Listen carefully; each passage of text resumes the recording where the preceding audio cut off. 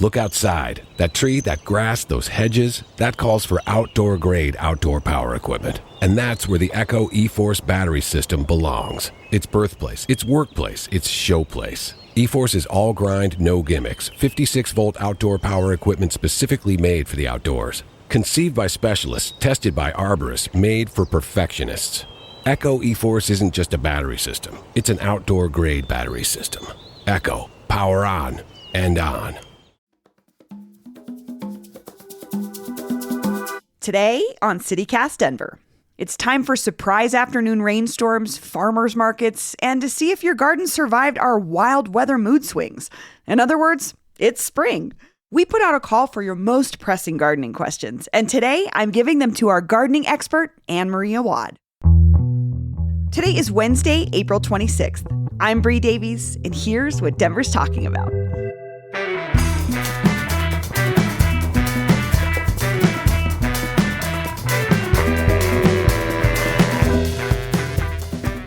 Ann Marie Awad, welcome back to CityCast Denver. I'm so happy to be here. So you're our weed expert. Yes. And now you're our gardening expert. So I do have to start by asking, have you ever grown your own weed?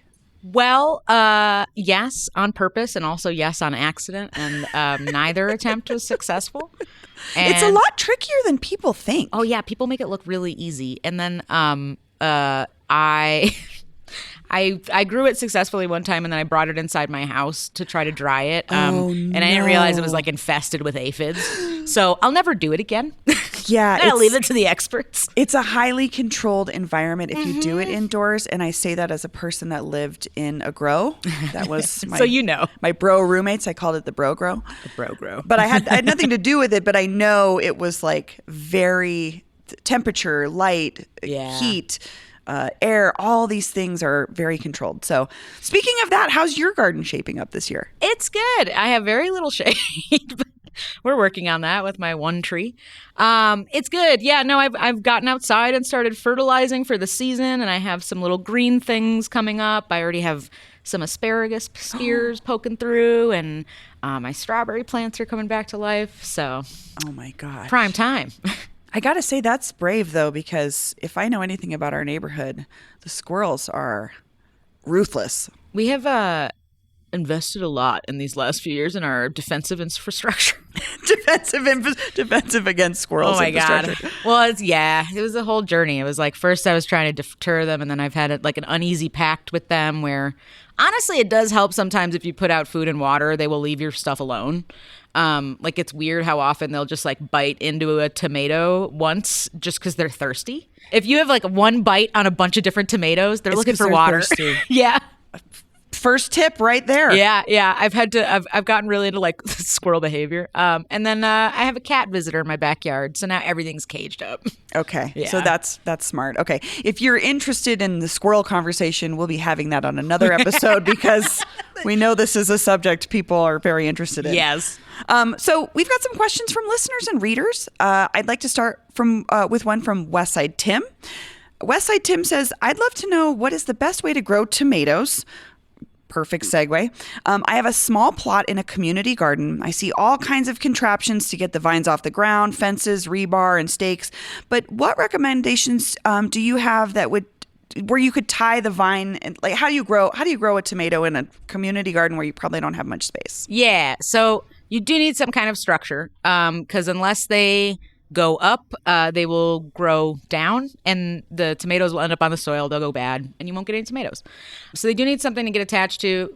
People get real creative. The easiest solution is you could just go buy these tomato cages from the hardware store. They're just circular cages that you put around the plants when they're still really small, and those will provide support. They will, if the plant gets very top heavy, they will flop over. I've seen people do them up of sort of arbor trellises, which is really cool because tomatoes will just keep growing up. If you give them space and support, they will just keep going upwards.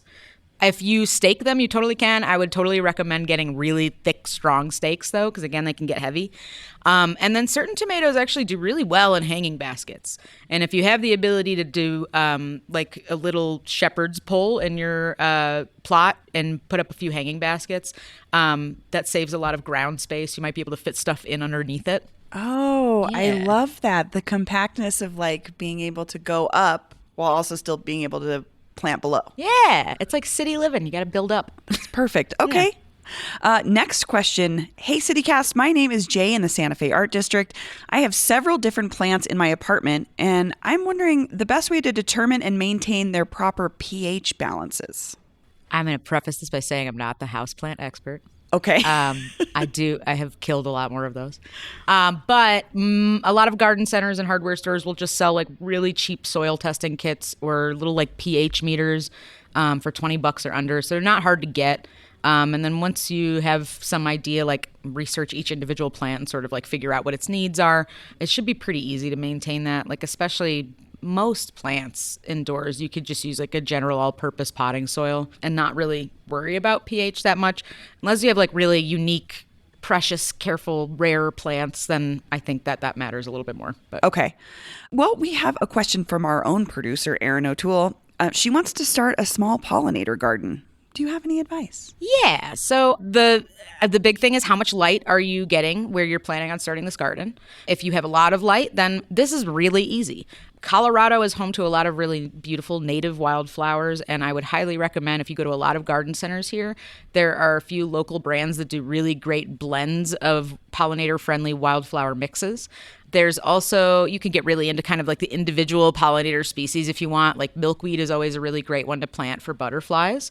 It just depends exactly on where you live. Yeah, like I would look into sort of what's native to where you live in the state. But yeah, there's a lot of really great little wildflower seed blends you can get.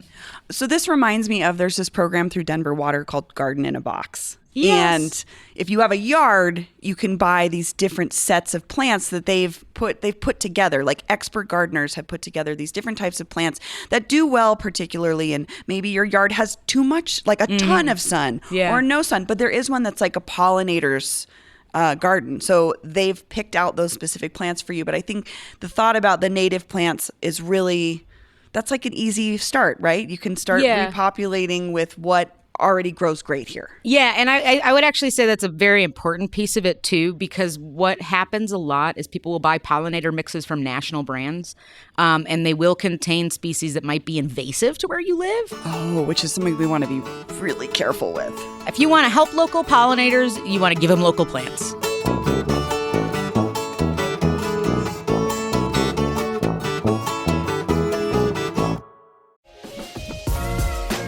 Hey, Denver. Are you ready to explore? The North Face is officially open, right in their headquarters backyard at Park Meadows.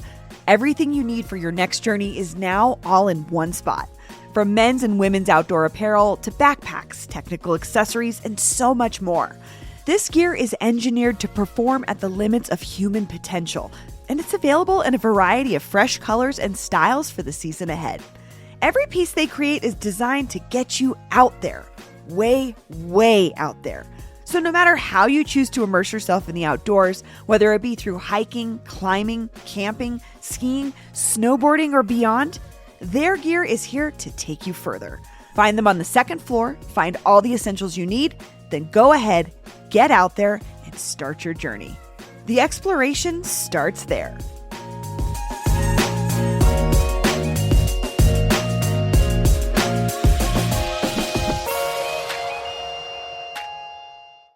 How does Echo make outdoor-grade outdoor power equipment? We start outside, in the heat, the cold, the rain. We give it hell, test it, best it, retest it. We make it tougher, more powerful, more reliable, more Echo. 200-plus tools forged by the elements. Built for pros, tough pros, outdoor-grade pros. We make it gas-powered, battery-powered, professionally powered. Then we get back outside. We get back to work. That's Echo, and that's outdoor-grade. Echo, power on and on. I have a question for you about soil personally, not because I work on my own yard, but because I watch my poor husband, Greg, just toil in our 1,000 square feet of dirt. Oh, God. Which we've had for 5 years. It is literally dirt. But it's the soil seems really dry, and I feel like he's doing everything he can, and it can be really hard. What is going on with our soil, and what do we do about it if we have a yard and we want to grow things in the ground, not in a box? Yeah, it's challenging. So Colorado naturally has a very heavy clay soil. Like if you are digging in your yard, you're going to find this out the hard way. Like you are going to literally come across these clumps that feel like Play-Doh. And it's difficult because you can amend your soil, but amending your soil once is actually not going to change the nature of it over time. And if you are a homeowner, the key really is like adding stuff every year. And gradually over time, the nature of the soil will get like softer and easier to work with. But it's really hard to change overnight. And it makes sense why people go more towards garden beds. Totally. And pots here. A lot of things do really well in containers here because it's so dry. You could put up raised beds and then put like a really good layer of mulch underneath them. And so you're growing what you want safely above ground. And then below ground over time, you're giving it that organic material to sort of break down and like change the structure of the soil. So I know that's not like what everybody wants to hear. No, but it's important to think about it. I think this is true with gardening in general. Often it's a long game. Oh, yeah. So you've got to really think like it's not going to look exactly how I want next year. 5 years, it'll look better. 10 years, it might look amazing. I keep saying that about my one tree. I'm like, the people who live here next someday, I know. They're going to love this tree. It's going to be great. We when we put in a tree last summer, we got a more mature tree. I think it was 5 years old because I was just like, I can't wait until I'm 85 for this tree to be truly a shading tree. Yeah. Okay, so we've got a question from listener Zoe. Hey, CityCast Denver. This is Zoe. I live in Cap Hill. I have a gardening question. Obviously, the past few summers, it's been blazing hot, especially in Cap Hill. We have a lot of concrete around our garden beds.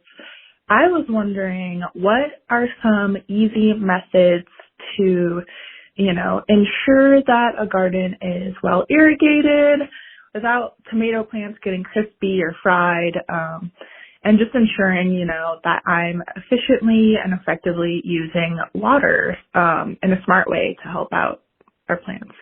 Would love to hear more about that.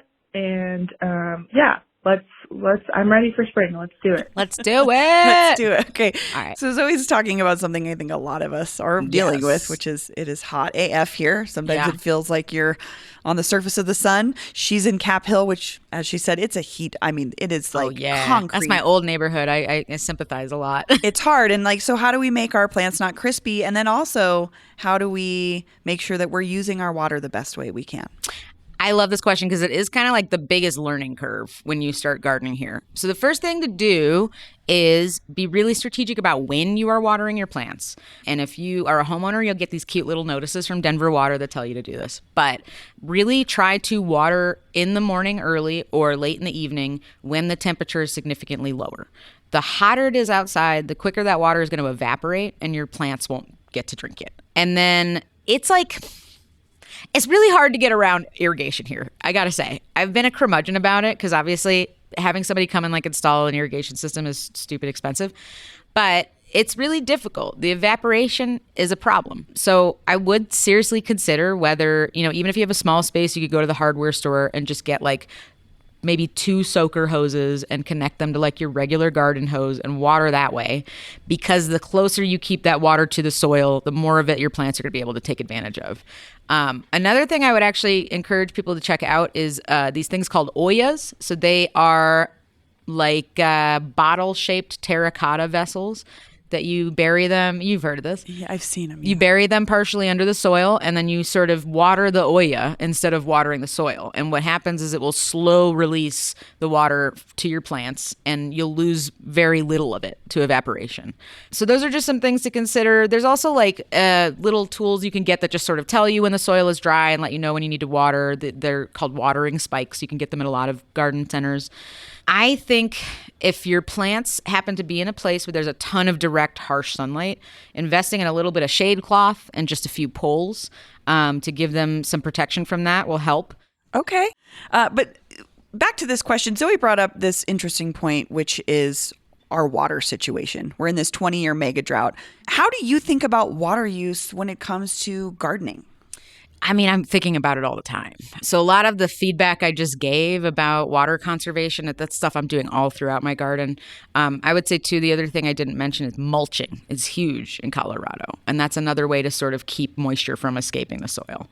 I always love reminding people that it is now legal to have a water barrel in Colorado. A rain barrel, yes. Yeah, it used to be illegal when I first moved here, which is super funny. You can, I know it's a little difficult for renters, but I totally encourage, like, if you have a landlord that's a real human person that you've met, talking to them about the possibility of having rain catching systems. So this is just a collector for rain that you could use to water your garden. And honestly, like with a lot of the slushy snow we've been getting, I've been getting a bunch of free water that way. And I think, just being mindful about when you're watering really matters, because water conservation means that you're trying to make the most of every drop and you're not letting it go to waste. And the biggest waste here is evaporation when you're gardening. Okay, I've got a couple quick questions that came through as text messages. Is clover a viable ground cover here? And what kind of clover is best for minimal water use? So I would actually say this is not a great ground cover. There's a lot of advantages to growing clover for different reasons, but I don't know that ground cover is a great reason because it's not drought tolerant. And so here in Colorado, if you're looking for ground cover plants, you want to focus on ones that are drought tolerant. And ideally, you want to focus on ones that are going to be able to come back year after year. And clover is a perennial, but it can get zapped by the heat.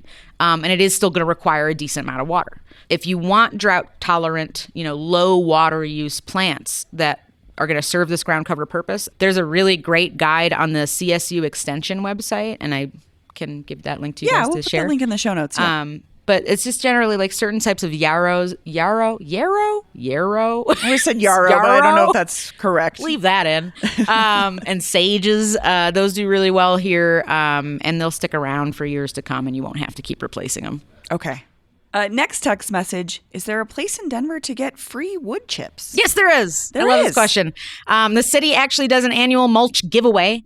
That's right. All of your chopped up Christmas trees, baby. It is dig your own. There's 4 different locations where you could pick up, and I believe it's actually like in a few weeks. There's a time frame during the year when this is available. Okay. Important to note. One of those, put it on your calendar. It's actually coming up Saturday, May 6th. Oh, great. Okay. Yeah. So we've got a little time. Where are the best places to get compost in bulk, like for filling a truckload? So besides A1 Organics, which is the biggest source here, so this is the manufacturer that actually takes all of the Denver municipal compost and turns it into beautiful black gold. They can drop a big pile off in your driveway where you could pick up from them. There are also a couple of other places where you could pick up large quantities, mostly in Aurora. So the Wampost Co-op in Aurora works with another composter called GFL, and they can do big, large quantities of compost delivery. And if you want to do pickup, Nick's Garden Center in Aurora actually has a few of the bigger brand names that you could pick up in bulk. Nick's Garden Center? I'm a big fan of Nick's Garden Center. I have heard wonderful things about Nick's Garden Center in Aurora. Oh my God, it's so cool. They have a little snack bar. I don't know if it's ever open, but that's awesome. It's like a little hot dog stand. It's so cute. Well, Ann Marie, this was so helpful. Thank you for sharing your gardening expertise with us. Yeah, thank you for having me. I love it. And here's what else Denverites are talking about: historic preservation. The Denver City Council voted unanimously Monday night to designate the Dutch colonial revival-style mansion at 1741 Gaylord Street a historic landmark. According to Axios Denver, this marks only the second time in city history the council has designated a landmark over the owner's wishes. In this case, the owner is developer Mike Matheson, and he had planned to build an apartment building on the City Park West lot. It is unclear what will become of the mansion now.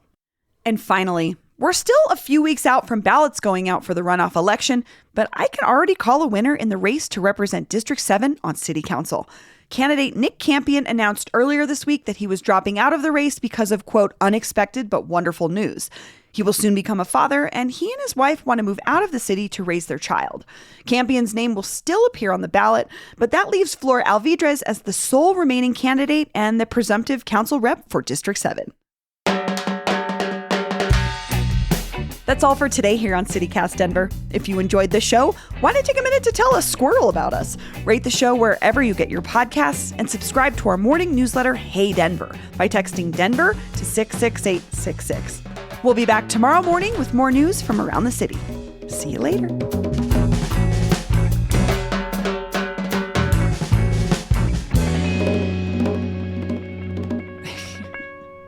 Have you seen that TikTok of those guys that roll into the Home Depot on a pushing one of those big Home Depot carts, but they have a portable amplifier and they're playing the Home Depot theme song from the commercial and just driving around the store.